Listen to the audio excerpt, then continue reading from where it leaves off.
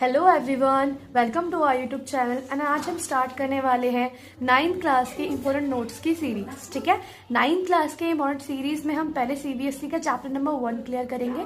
ठीक है, with notes. अच्छा बच्चों, ये जो है आपके मैंने खुद लिखे हैं आपके लिए, हैंड से अपने नोट्स लिखे हुए हैं सारे। अच्छा, आपको पसंद आए तो वीडियो को लाइक करें, सब्सक्राइब करें, ठीक है, और आगे बच्चों तक भी पहुंचाएं ताकि उन लोगों तक भी ये वीडियोस और नोट्स पहुंच पाए।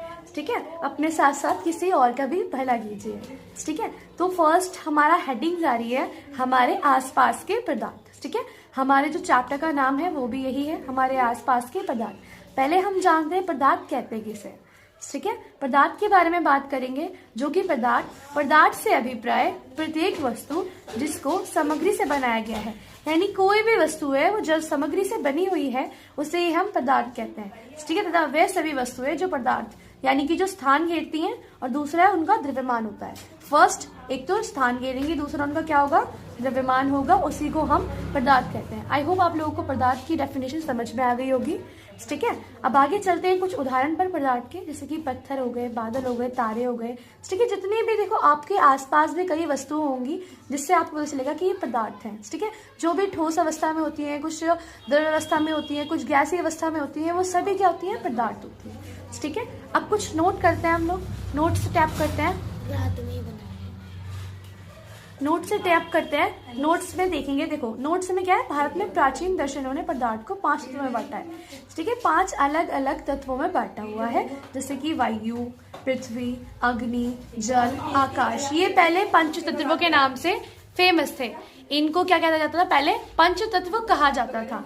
ठीक है, पदार्थ के भौतिक स्वरूप, जो पदार्थ के भौतिक स्वरूप होते हैं उसे हम देखेंगे। अब पदार्थ के भौतिक स्वरूप कैसे होते हैं, देखिए पदार्थ कणों से मिलकर बने होते हैं। पहली बात, पदार्थ किससे मिलकर बने हैं, कणों से मिलकर के बने होते हैं। ठीक है, पदार्थ कणों से मिलकर के बने होते हैं। पदार्थ कण के अत्यंत छोटे होते हैं, यानी कि आप लोग सोच सकते हैं पदार्थ जो होते हैं सूक्ष्म कण है। हमने एक वर्ड लिया होगा माइक्रो।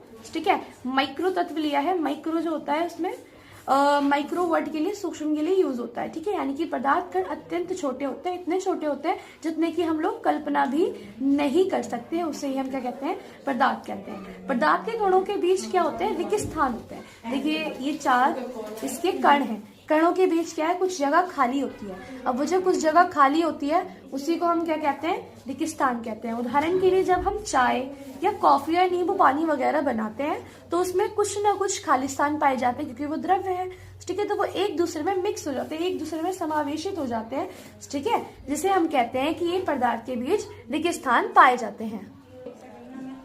तो अब हम बात करेंगे पदार्थ के कणों के थर्ड क्वालिटी के बारे में, कि कणों के बीच क्या क्या होता है। पहले हमने जाना कणों के बीच रिक्त स्थान होता है, अब हमने जाना कणों के जो होते हैं आकर्षण बल भी होता है, और अब हम जानेंगे पदार्थ के कण जो होते हैं निरंतर गतिशील होते हैं। ठीक है, निरंतर गतिशील कैसे होते हैं, वो ना आपस गतिज ऊर्जा होती है पदार्थ के कणों में। ठीक है, पदार्थ के कणों में गतिज ऊर्जा होती है और ये तापमान के कण की गति को तेज कर देते हैं। करते हैं नेक्स्ट टॉपिक के बारे में, जो कि पदार्थ के कण निरंतर गतिशील, ठीक है, यानी कि गति में रहते हैं। ओके बच्चों, तो पदार्थ के कण कैसे होते हैं, निरंतर गतिशीलता में रहते हैं, निरंतर गतिशील रहते हैं। ठीक है, अब आप देखेंगे कि जो पदार्थ के कण में कौन सी ऊर्जा पाई जाती है, गतिज ऊर्जा पाई जाती है, गतिज ऊर्जा होती है। तापमान बढ़ने से कणों की गति तेज हो जाती है, यानी तापमान बढ़ते ही गतिज ऊर्जा भी अधिक हो जाती है। ठीक है, यानी कि अच्छा कभी आप लोग माइक्रोस्कोप से देखोगे ना तो इसके जो कण होंगे निरंतर गति, यानी कि हिल डुल रहे होंगे ज्यादा तेजी से। ठीक है, और जब भी हम इसमें हीट देते हैं, ठीक है, कुछ भी हीट देंगे, पकाएंगे थोड़ा बहुत, ठीक है, इसमें गर्मी देंगे, ताप प्रवाहित करेंगे, तब ये कण जो होते हैं और तेजी से क्या होते हैं, और तेजी से चलने लगते हैं। ओके बच्चों, अच्छा नोट इंपॉर्टेंट होता है, मैंने आपको हमेशा बताया है। नोट से कह रहे हैं विसरण। ठीक है, बात करते हैं विसरण के बारे में। विसरण का अर्थ होता है जब 2 या 2 से अधिक पदार्थ मिलकर समांगी मिश्रण बना लेते हैं। ठीक है, 2 या 2 से अधिक पदार्थ मिलकर के एक समांगी मिश्रण। अच्छा, नेक्स्ट चैप्टर में आपको समांगी मिश्रण भी मैं डिटेल में पढ़ाऊंगी। ठीक है, जब भी 2 या 2 से अधिक कोई भी पदार्थ हो सकता है समांगी मिश्रण बना रहे हैं, ठीक है, तो उसे क्या कहा जाता है, विसरण कहा जाता है प्यारे बच्चों। ठीक है, ये समझ। अब बात करते हैं हम लोग पदार्थ के। कण जो होते हैं एक दूसरे को आकर्षित करते हैं, ठीक है। उसमें कैसी शक्ति होती है, कैसे ऐसा बल आरोपित होता है जो कणों को अपनी ओर खींचता है। जैसे कि एक ये कण है, एक ये कण है, तो ये अपने आप को इस कण की ओर खींचेगा और ये कण इसको इसकी ओर खींचेगा, तो ये दोनों एक दूसरे को आकर्षित करते हैं, ठीक है। इनके बीच में कौन सा बल पाया जाता है? आकर्षण बल पाया जाता है, ठीक है प्यारे बच्चों। अब बात करते हैं कणों की अवस्थाएं। कणों की 3 अवस्था होती है, पहली ठोस, ठीक है, दूसरी द्रव्य और तीसरी गैस। ठोस के आप कण देख ही सकते हैं, अत्यधिक पास होता है, ज्यादा स्पेस नहीं होता, अधिक घन वाले होते हैं, घने होते हैं। ये भी घने होते हैं परंतु इतने ज्यादा घने नहीं होते, ठोस से कम होते हैं। ठोस सबसे ज्यादा अधिक घना होता है, ठीक है। और जो गैस की बात की जाएगी तो गैस घनी नहीं होते, इसके कण अत्यधिक दूर दूर पाए जाते हैं। अब बात करते हैं ठोस अवस्था के गुणधर्म के बारे में। देखिए हमने देखा, जैसे कि अभी मैंने आपको बताया कि अवस्था में 3 अवस्थाएं होती है, पहली ठोस, फिर द्रव्य, फिर गैस। अब हम पहले ठोस अवस्था के गुणधर्म यानी कि क्वालिटीज, प्रॉपर्टीज के बारे में बात करेंगे। देखिए ठोस पदार्थ का आकार, जो उनकी शेप होती है, जैसे वो दिखते हैं, उस आकार, भौतिक स्वरूप, ठीक है, आकार और आयतन, ठीक है, दोनों ही जो उनका वॉल्यूम होता है निश्चित होता है, ठीक है, फिक्स होगा हमेशा, ठीक है। ठोस का घनत्व भी अधिक होता है, मैंने आपको बताया ना, अत्यधिक घने होते हैं, उनका घनत्व कैसा होता है? अत्यधिक मात्रा में पाया जाता है। ठोस पदार्थों में बहाव नहीं होता, ठोस पदार्थों में बहाव नहीं होता है प्यारे बच्चों, बहते नहीं है। आपने देखा होगा टेबल, कुर्सी, कुछ भी चीज होती है बहती नहीं है, ठीक है, तो इनमें बहाव नहीं होता है। ठोस के कण अत्यधिक पास होते हैं, ठोस के कण अत्यधिक पास होते हैं, ठीक है, बहुत, जैसे कि हम कहते हैं ना, मैंने अभी आपको बताया था, इतने पास ज्यादा स्पेस नहीं होता, तो वो ठोस के कण अत्यधिक पास होते हैं। ठोस का एक निश्चित आयतन होता है, जैसे कि हमने पहले पॉइंट में देखा, निश्चित आयतन होगा, अनिश्चित आयतन नहीं होगा। जैसे कि अभी हमने ठोस अवस्था के गुणधर्मों के बारे में बताया, ऐसे ही अब दूसरी अवस्था की ओर चलते हैं, जो कि है द्रव्य अवस्था के गुणधर्म, ठीक है। द्रव्य अवस्था का आयतन तो निश्चित होता है। देखिए आयतन क्या होता है? निश्चित होता है, परंतु आकार जो होता है अनिश्चित मात्रा में अनिश्चित देखा जा सकता है, ठीक है। जैसे कि अभी कुर्सी है तो उसका आकार कैसा है? निश्चित है, जिस रूप में उसे बनाया गया है। लेकिन अगर हम पानी की बात करें, पानी को हम जिस भी बर्तन में डालेंगे वो उसी के आकार में ढल जाता है, ठीक है, तो इसलिए कहेंगे उसका आकार अनिश्चित होता है, निश्चित नहीं होता। द्रव्य का घनत्व, ठीक है, औसत से ज्यादा होता है, नॉर्मल से थोड़ा सा ज्यादा होता है, लेकिन ठोस के अनुसार कम होता है, यानी कि घनता होगी, सघनता होगी, पर इतनी भी नहीं होगी, ठीक है, जितनी ठोस की होती है, ठीक है। ठोस में, ठीक है, ठोस की जो द्रव्य होती है उसमें ठोस की तुलना में अत्यधिक द्रव्यमान होता है, ठीक है, द्रव्य में ठोस की तुलना में अधिक द्रव्यमान होता है बच्चों, ठीक है। द्रव्य के कण अत्यधिक पास नहीं बल्कि सामान्य अवस्था में पाए जाते हैं।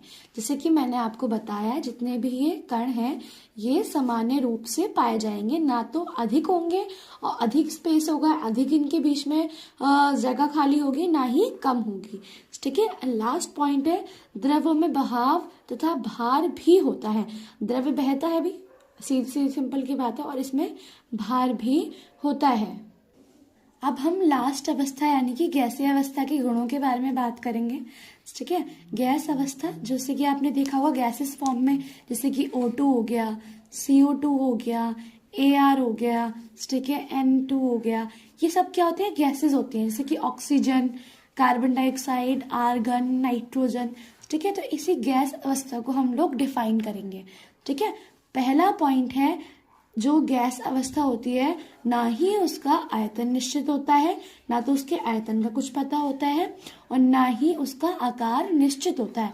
हम गैस का आकार पता नहीं लगा सकते बच्चों, क्योंकि देखो अगर आप किसी रूम में बैठे हो, उसमें गैस भरी हुई है पूरे रूम में, और अगर गैस भरी हुई है तो आप लोगों को पता नहीं चलेगा उस रूम में कितनी गैस भरी हुई है, तो इससे हम इसका पता नहीं लगा सकते हैं, ठीक है।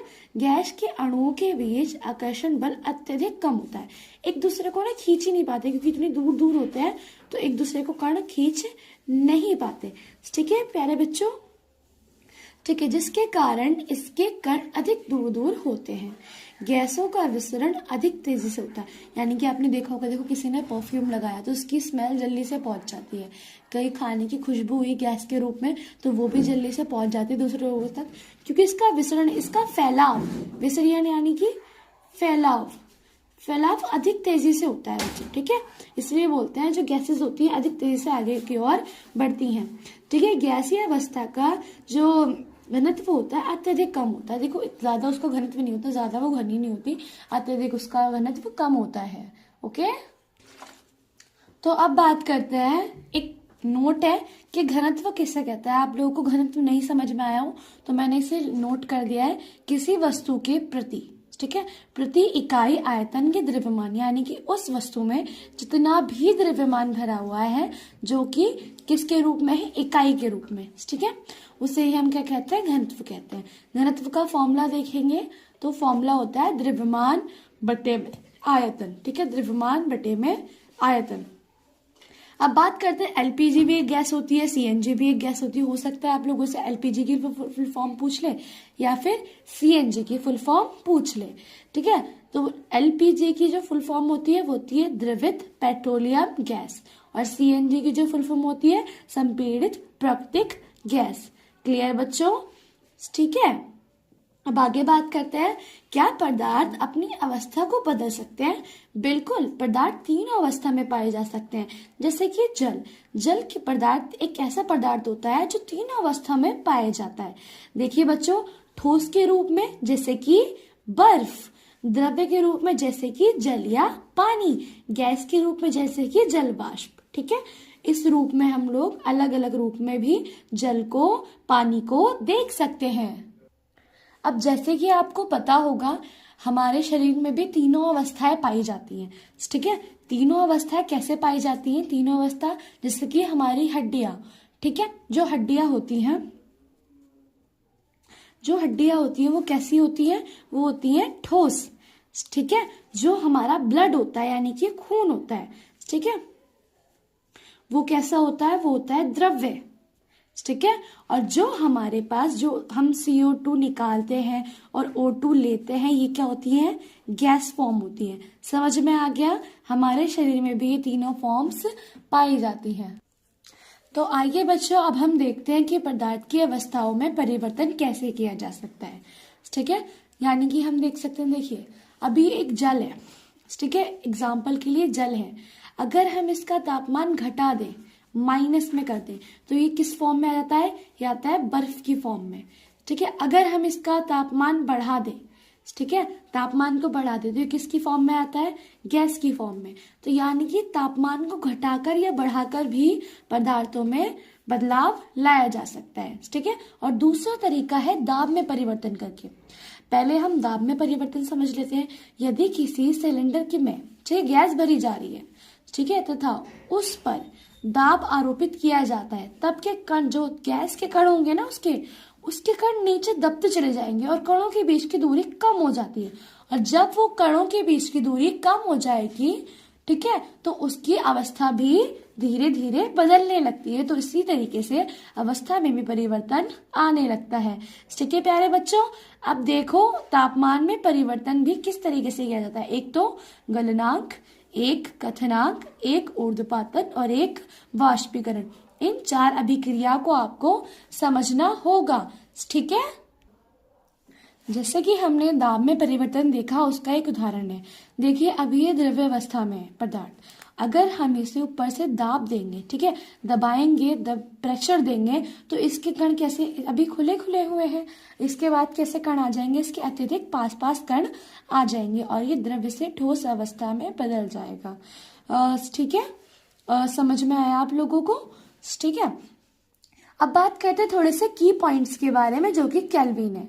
केल्विन को सेल्सियस में बदलना, ठीक है, तो केल्विन को जब हम सेल्सियस में बदलते हैं, यानी कि एक चीज देखिए आप, K से C की तरफ जा रहे हैं, K से C की तरफ जा रहा है तो C पहले आता है, आप उल्टा जा रहे हैं तो इसमें क्या होता है, हमेशा माइनस किया जाता है।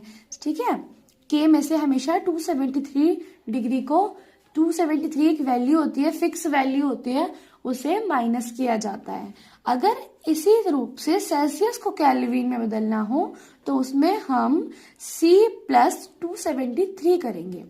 ओके बच्चों, इसमें क्या करना है, पहले में केल्विन से सेल्सियस बदलेंगे तो माइनस, और सेल्सियस से केल्विन में बदलेंगे तो प्लस। ओके, समझ में आया? देखिए, अगर आपको इसमें फिर भी कंफ्यूजन है तो इसके ऊपर मैं एक सेपरेट वीडियो बना दूंगी, उसमें आपको इसे अच्छे से समझ लेना है, क्योंकि बच्चों इसमें से 1 मार्क क्वेश्चन जरूर आता है। ठीक है, आपके पेपर में, तो एग्जाम पॉइंट ऑफ व्यू से it is very most important question for you. Okay बच्चों, अब आगे बात करते हैं अवस्था में परिवर्तन में, आप में दाब में समझ में आ गया होगा। अब बात करते हैं पहले गलनांक की और फिर कथनांक की। कुछ नहीं, की पॉइंट ले लो, गल। ठीक है, गल से हम याद रखेंगे इसे, जब किसी निश्चित तापमान पर किसी भी वस्तु को गलाया जाता है, गल यानी कि गलाया जाता है, तो उसे उसका क्या कहेंगे, गलनांक। कथ, ठीक है, अब कथ से याद करेंगे जब किसी निश्चित तापमान पर किसी वस्तु को उबाला जाता है। ठीक है, अब जब हम इस किसी वस्तु को उबालेंगे तो कथनांक, गलाएंगे तो गलनांक। आई होप आप लोगों को गलनांक और कथनांक में कोई कंफ्यूजन नहीं होगी। अब बात करते हैं नेक्स्ट अभिक्रिया की। नेक्स्ट आपके टाइप की जो तापमान में परिवर्तन करते हैं उसका नाम है ऊर्ध्वपातन। ठीक है, ऊर्ध्वपातन एक ऐसी अभिक्रिया होती है, इससे अभिप्राय जब कोई वस्तु द्रव से, ठीक है, अवस्था से आए बिना, ठीक है, क्योंकि देखिए अभी हम किसी भी वस्तु को कन्वर्ट करेंगे तो पहले देखिए ठोस आएगी, ठोस से हम जल को फिर द्रव्य में बदलेंगे, द्रव्य से वो किस में बदल जाएगी, फिर आपकी गैस में। ठीक है, अब इस वाले पोर्शन को स्किप करना है। ठीक है, यानी कि द्रव्य अवस्था में आए बिना ठोस से सीधा गैस में परिवर्तित हो जाती है, उसी अभिक्रिया को ऊर्ध्वपातन अभिक्रिया कहते हैं। यानी कि ठोस से सीधा गैस में बदलना ही ऊर्ध्वपातन अभिक्रिया कहलाती है। उदाहरण के लिए देखेंगे कपूर की टिकिया। ठीक है, कपूर की टिकिया इसका एक उदाहरण है। उसको आप खुला छोड़ देंगे तो उसमें क्या होता है आपका, इसमें वो सीधे वाष्प में बदल जाती है। अब बात करते हैं वाष्पीकरण के बारे में। अब बात करते हैं वाष्पीकरण। वाष्पीकरण का मतलब आपने कई बार पिछली कक्षाओं में पढ़ा होगा, एक निश्चित ताप पर जब हम किसी द्रव्य को यानी किसी लिक्विड को, पानी को गैसीय अवस्था में परिवर्तित करते हैं। देखा होगा समुद्र का जल है, सूरज की रोशनी ज्यादा पड़ती है तो वो किस में बदल जाता है, भाप में बदल जाता है, और ऊपर बन के ऊपर उड़ जाता है और वहां पर इसके बादल बन जाते हैं। ठीक है, तो यही बात, एक निश्चित ताप पर जब किसी द्रव्य को गैसीय अवस्था में परिवर्तित किया जाता है तो वो वाष्पीकरण कहलाता है। ओके स्टूडेंट, आई होप आप लोगों को समझ में आ गया होगा। ओके, अब बात करते हैं वाष्पीकरण को प्रभावित करने वाले कारक की। ठीक है, तो जो वाष्पीकरण को प्रभावित करने वाले कारक हैं उसके बारे में फर्स्ट पॉइंट आता है, जब भी कभी ताप वृद्धि से, जब भी कभी तापमान में वृद्धि होगी, देखिए तापमान बढ़ेगा तभी द्रव का गैसीय अवस्था में परिवर्तन होगा। ओके, तापमान वृद्धि से वाष्पीकरण की दर अधिक हो जाती है। सेकंड कारण है सतह में क्षेत्रफल में वृद्धि। अभी इतनी जमीन थी, अब क्षेत्रफल में और वृद्धि हो गई तो उसमें वाष्पीकरण की दर बढ़ जाएगी। ठीक है, अभी आधा वाष्पीकरण होता है, फिर उसके बाद पूर्ण रूप से और वाष्पीकरण होगा, तो ये इसे प्रभावित करेगा। थर्ड पॉइंट लेते हैं, अगर आर्द्रता में कमी से वाष्प की दर बढ़ती है तो, तथा आर्द्रता बढ़ने से वाष्प की दर बढ़ जाती है। देखिए, जब हमारे आसपास आर्द्रता होगी तभी वाष्पीकरण होगा, तो ये कहेंगे आर्द्रता में कमी होने से वाष्पीकरण की दर बढ़ती है, तथा आर्द्रता बढ़ने से उसकी दर कैसी होती है, अधिक हो जाती है, बढ़ जाती है। समझ में आएगा सही बच्चों को? अगर आप लोग को कोई भी डाउट है तो मुझे कमेंट करके बता सकते हैं, और अगर आप लोगों को वीडियो पसंद आई हो तो लाइक करें, कमेंट करें और सब्सक्राइब ज़रूर करें बच्चों, ठीक है। ये बहुत मेहनत से मैंने आप लोगों के लिए नोट्स बनाए, और ज़्यादा से ज़्यादा शेयर करें, अपने स्कूल ग्रुप्स में भेजें, अपने फ्रेंड्स एंड फैमिली में शेयर करें, ताकि और बच्चों तक भी ये नोट्स प्रोवाइड हो सके। Thank you so much.